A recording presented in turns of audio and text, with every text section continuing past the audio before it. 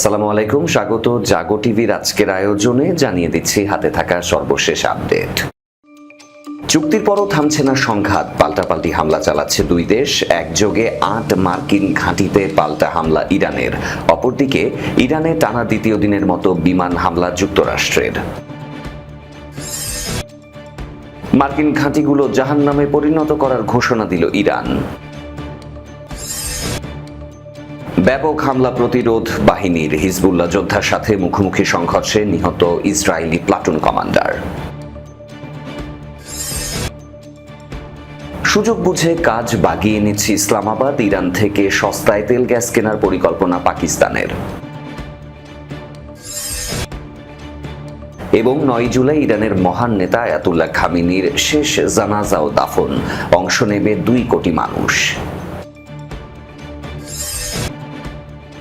এছাড়াও থাকছে ভারতে মহররমে মিছিলের বিষাক্ত ক্যাপসুল, ১৫,০০০ মুসলিমকে হত্যার পরিকল্পনা ভেস্তে দিল মুম্বাই পুলিশ। ইরানের শক্তিশালী হামলা মোকাবিলায় রণকৌশল পরিবর্তনের পরিকল্পনা যুক্তরাষ্ট্রের। হরমুজ প্রণালীর কাছে সৌদি তেল কোম্পানির হেলিকপ্টার বিধ্বস্ত, নিহত ১৪। শিরোনাম শুনছিলেন, এবার পুরো খবর।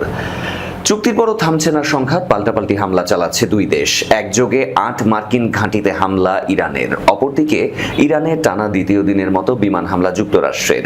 ইরানের Islamic revolutionary guard corps IRGC দাবি করেছে, ইরানের ভূখণ্ডে যুক্তরাষ্ট্রের নতুন হামলার জবাবে মধ্যপ্রাচ্যে অবস্থিত ৮টি মার্কিন সামরিক স্থাপনায় ব্যাপক ক্ষেপণাস্ত্র ও ড্রোন হামলা চালানো হয়েছে। আজ ভোরে প্রকাশিত এক বিবৃতিতে আইআরজিসি জানিয়েছে, স্থানীয় সময় রাত ২টা থেকে ৩টার মধ্যে তাদের নৌ ও মহাকাশ বাহিনী যৌথভাবে এই অভিযান পরিচালনা করে। লক্ষ্যবস্তুগুলোর মধ্যে কুয়েতের আলী আল সালেম বিমান ঘাঁটি এবং বাহরাইনের সালমান বন্দরে অবস্থিত মার্কিন পঞ্চম নৌবহরের সদর দপ্তরও ছিল বলে দাবি করা হয়েছে। আইআরজিসির ভাষ্য অনুযায়ী ব্যালিস্টিক ক্ষেপণাস্ত্র ও ড্রোন ব্যবহার করে পরিচালিত এই হামলায় লক্ষ্যবস্তু স্থাপনাগুলোতে ধ্বংস করা হয়েছে। তবে এ বিষয়ে যুক্তরাষ্ট্রের পক্ষ থেকে তাৎক্ষণিক কোনো নিশ্চিতকরণ পাওয়া যায়নি। বিবৃতিতে বলা হয়, এর আগে শনিবার ভোরে যুক্তরাষ্ট্র ইরানের ৫টি উপকূলীয় স্থাপনায় হামলা চালায়। ওয়াশিংটন দাবি করেছিল, হরমুজ প্রণালীতে একটি বাণিজ্যিক জাহাজকে লক্ষ্য করে ইরানের পদক্ষেপের প্রতিক্রিয়া হিসেবেই ওই হামলা চালানো হয়েছে।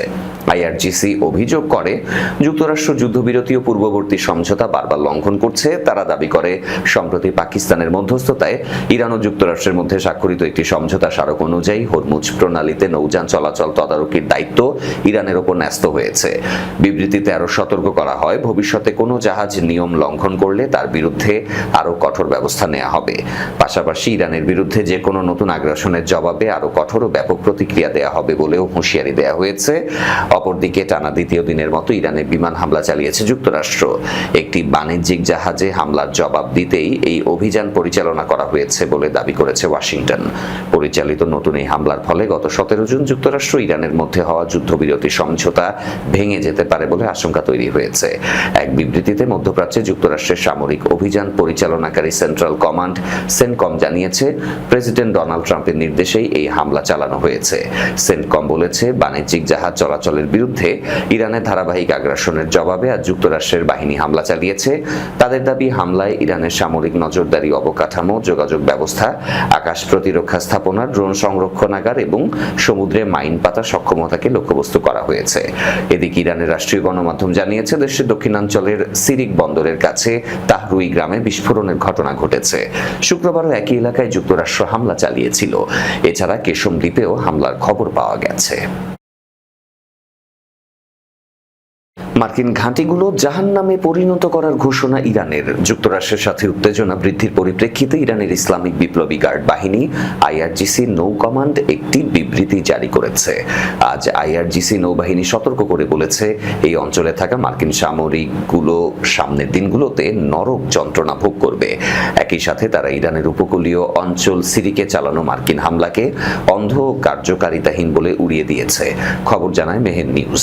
সামাজিক যোগাযোগ মাধ্যমে পোস্ট করা এক বিবৃতিতে আইআরজিসির নৌবাহিনী বলেছে, হরমুজ প্রণালীর ওপর আমাদের যে একচ্ছত্র আধিপত্য সিরিকে আমেরিকার অন্ধগুলি বর্ষণ তার কোনো সমাধান করতে পারবে না। তবে নিয়ম লঙ্ঘনকারীদের উপর আমাদের পাল্টা আঘাত অন্যান্য জাহাজগুলোকে নিরাপদে যাতায়াতের স্পষ্ট পথ মনে করিয়ে দেয়। বিবৃতিতে আরো বলা হয়, এই অঞ্চলে মার্কিন ঘাঁটিগুলোর বিষয়টি সম্পূর্ণ আলাদা। তারা এই দিনগুলোতে নরকের অভিজ্ঞতা পাবে। এই কড়া হুঁশিয়ারি ঠিক আগের রাতেই মার্কিন সামরিক স্থাপনা লক্ষ্য করে বড় ধরনের পাল্টা হামলা চালায় আইআরজিসি।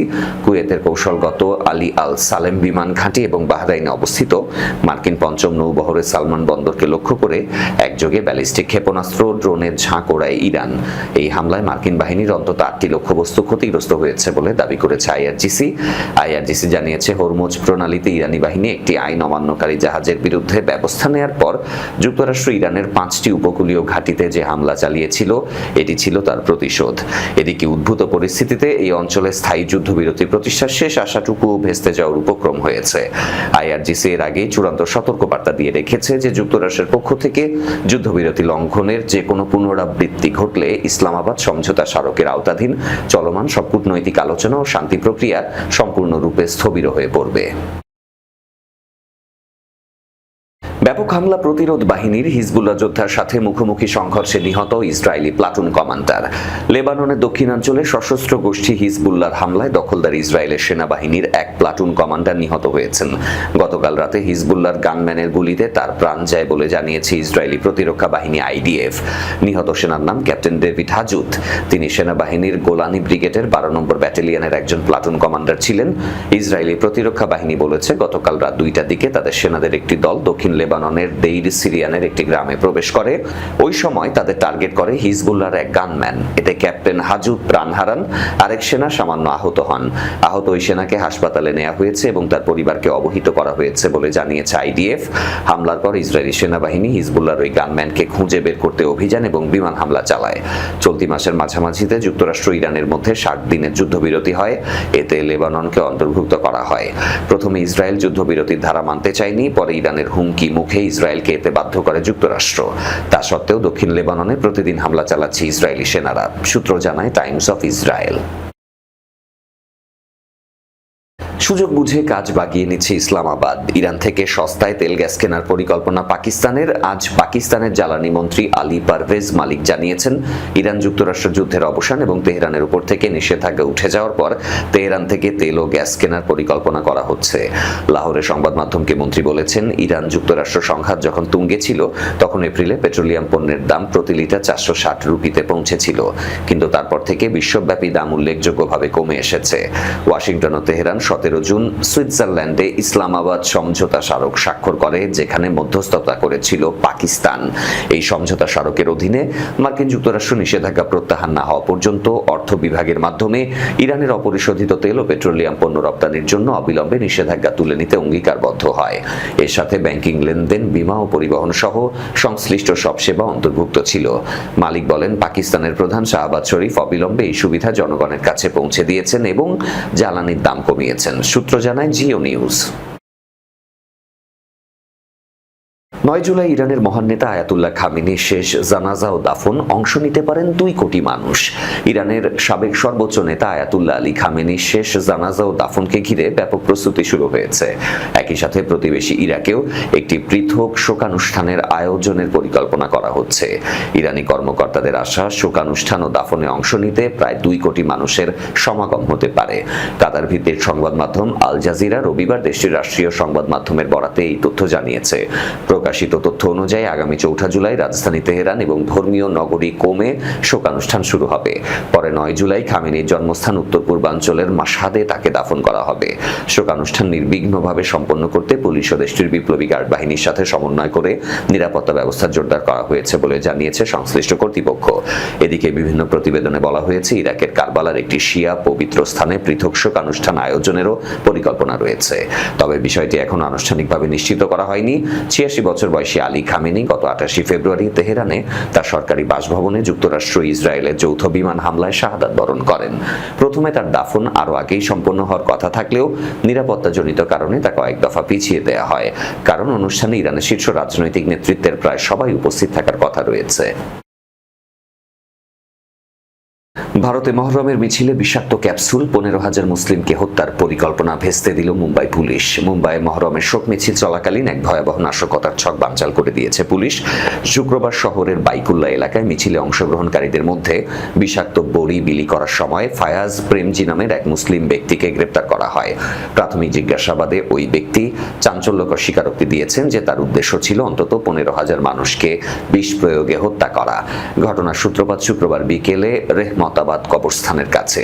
আশুরা উপলক্ষে আয়োজিত মিছিলে ফায়াজ নিজেকে বড়ি বিতরণকারী হিসেবে পরিচয় দিয়ে মানুষের হাতে ক্যাপসুল তুলে দিচ্ছিল। সে সাধারণ মানুষকে প্রলুব্ধ করতে দাবি করেছিল এই ক্যাপসুলগুলো মূলত ব্যথানাশক এবং রোগ প্রতিরোধ ক্ষমতা বাড়ানোর ওষুধ। মিছিলের ভিড়ে সুযোগ নিয়ে সে নির্বিঘ্নে এই বিষ ছড়িয়ে দিচ্ছিল।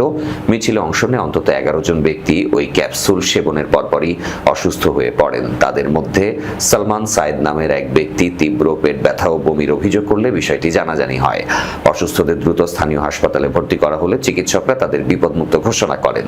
তবে বড় ধরনের বিপর্যয় এড়ানো সম্ভব হয়েছে 3 নারী স্বেচ্ছাসেবীর বুদ্ধিমত্তায়। মিছিলে অসংলগ্ন আচরণ করতে দেখে তাদের সন্দেহ হয়।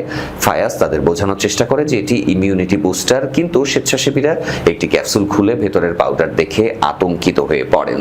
তাৎক্ষণিকভাবে তারা লাউডস্পিকারে ঘোষণা দিয়ে মানুষকে ওই বড়ি না খাওয়ার জন্য সতর্ক করেন এবং পুলিশে খবর দেন। পুলিশ ঘটনাস্থলে পৌঁছে অভিযুক্তের কাছে থাকা বিশাল মজুদ জব্দ করে। তল্লাশিতে অন্তত 14,900টি বিষাক্ত বড়ি পাওয়া গেছে। মুম্বাই পুলিশের ডেপুটি কমিশনার জয়ন্ত মিনা জানিয়েছেন, এই ক্যাপসুলগুলোতে অত্যন্ত বিষাক্ত রাসায়নিক জিঙ্ক ফসফাইড মেশানো ছিল, যা মূলত ইঁদুর মারার বিষে ব্যবহৃত হয়। উদ্ধার হওয়া তথ্যানুযায়ী অভিযুক্ত ব্যক্তি 30,000 খালি ক্যাপসুল এবং 50 কেজি ফসফরাস অর্ডার করেছিল। এটি থেকে স্পষ্ট যে পুলিশের হাতে ধরা না পড়লে সে আরো বড় কোনো ধ্বংসযজ্ঞ চালাতো। ইরানের শক্তিশালী হামলা মোকাবিলায় রণকৌশল পরিবর্তনের পরিকল্পনা যুক্তরাষ্ট্রের। ইরানের জোরদার প্রতিরক্ষা রণকৌশল পরিবর্তনের পরিকল্পনা করছে যুক্তরাষ্ট্র। তেহরানের সাম্প্রতিক হামলায় ক্ষতিগ্রস্ত সামরিক ঘাঁটির কয়েকটি ইসরায়েলে সরানোর কথা ভাবছে ওয়াশিংটন। ওয়াল স্ট্রিট জার্নালের প্রতিবেদনে বলা হয়, কুয়েত ও সৌদি আরবে মার্কিন সামরিক উপস্থিতি কমিয়ে আনতে পারে ট্রাম্প প্রশাসন। ফেব্রুয়ারিতে যুক্তরাষ্ট্র ইসরায়েলের যৌথ হামলার জবাবে মধ্যপ্রাচ্যের মার্কিন ঘাঁটিগুলোতে পাল্টা হামলা চালায় ইরান। এতে মার্কিন কমান্ড, সদর দপ্তর এবং আরও বেশ কিছু স্থাপনা গুরুতরভাবে ক্ষতিগ্রস্ত হয়েছে। তবে মার্কিন প্রতিরক্ষা দপ্তর এখনো পর্যন্ত এই ক্ষয়ক্ষতির প্রকৃত পরিমাণ আনুষ্ঠানিকভাবে প্রকাশ করেনি। ইরানের হামলায় বারবার আক্রান্ত হয় বাহরাইনে 5ম মার্কিন নৌবহরের সদর দপ্তর। ওয়াল স্ট্রিট জার্নালের প্রতিবেদন বলছে, কৌশলগতভাবে গুরুত্বপূর্ণ এই নৌঘাঁটি সংস্কারের পরিকল্পনা করছে ওয়াশিংটন। এছাড়া কুয়েত ও সৌদি আরবে মার্কিন সামরিক উপস্থিতি কমিয়ে আনতে পারে ট্রাম্প প্রশাসন। এর পাশাপাশি ক্ষতিগ্রস্ত সামরিক ঘাঁটির কয়েকটি ইসরায়েলে সরিয়ে নেওয়ার কথা ভাবছে যুক্তরাষ্ট্র। এদিকে যুদ্ধ নিয়ে মার্কিন নাগরিকদের মনোভাবেও পরিবর্তন দেখা গেছে। যুক্তরাষ্ট্রের কুইনিপিয়াক বিশ্ববিদ্যালয়ের এক জনমত জরিপে দেখা যায় 60% মার্কিন ভোটার মনে করেন ইরানের বিরুদ্ধে সামরিক পদক্ষেপ লাভজনক হয়নি। জরিপে ইরানের পারমাণবিক কর্মসূচি নিয়েও মতামত জানতে চাওয়া হয়। 61% উত্তরদাতা জানান সমঝোতা স্মারক সইয়ের পরও তেহরানের পারমাণবিক অস্ত্র তৈরির সম্ভাবনা পুরোপুরি রয়ে গেছে। রয়টার্স ইপসোস পরিচালিত আরেক জরিপে দেখা যায় 60% মার্কিন নাগরিক মনে করেন এই সমঝোতা স্মারকের মাধ্যমে যুক্তরাষ্ট্র ইরানের মধ্যে স্থায়ী শান্তি প্রতিষ্ঠিত হওয়ার সম্ভাবনা কম। হরমুজ প্রণালীর পশ্চিমে সৌদি আরবের রাষ্ট্রীয় তেল কোম্পানি আরামকোর একটি হেলিকপ্টার বিধ্বস্ত হয়ে 14 জন সৌদি নাগরিক নিহত হয়েছেন। তবে তাৎক্ষণিকভাবে দুর্ঘটনার কারণ জানা যায়নি। এই তথ্য জানিয়েছে দেশটির রাষ্ট্রীয় সংবাদ সংস্থা। রবিবার সৌদি আরবের পূর্ব উপকূলের রাস্তানুরা এলাকায় হরমুজ প্রণালীর পশ্চিমে হেলিকপ্টারটি বিধ্বস্ত হয়। রাষ্ট্রীয় সংবাদ সংস্থা জানিয়েছে, দুর্ঘটনার কারণ উদ্ঘাটনে সংশ্লিষ্ট কর্তৃপক্ষের অংশগ্রহণে তদন্ত শুরু হয়েছে। এর আগে প্রায় 4 মাস বন্ধ থাকার পর গত শুক্রবার উপসাগরীয় অঞ্চলে অবস্থিত রাস্তানুরা তেল টার্মিনাল থেকে আবার অপরিশোধিত তেল জাহাজে তোলা শুরু করে সৌদি আরবের রাষ্ট্রীয় তেল কোম্পানি, সূত্র জানিয়েছে রয়টার্স। এরই সাথে শেষ করব জাগো টিভির এখনকার আয়োজন। শেষ করার আগে শিরোনামগুলো আরো একবার। চুক্তির পরও থামছে না সংঘাত, পাল্টাপাল্টি হামলা চালাচ্ছে দুই দেশ। একযোগে 8 মার্কিন ঘাঁটিতে পাল্টা হামলা ইরানের। অপরদিকে ইরানে টানা দ্বিতীয় দিনের মতো বিমান হামলা যুক্তরাষ্ট্রের। মার্কিন ঘাঁটিগুলো জাহান্নামে পরিণত করার ঘোষণা দিল ইরান। ব্যাপক হামলা প্রতিরোধ বাহিনীর, হিজবুল্লাহ যোদ্ধার সাথে মুখোমুখি সংঘর্ষে নিহত ইসরায়েলি প্লাটুন কমান্ডার। সুযোগ বুঝে কাজ বাগিয়ে নিচ্ছে ইসলামাবাদ, ইরান থেকে সস্তায় তেল গ্যাস কেনার পরিকল্পনা পাকিস্তানের। এবং 9 জুলাই ইরানের মহান নেতা আয়াতুল্লাহ খামেনির শেষ জানাজা ও দাফন, অংশ নেবে 2 কোটি মানুষ।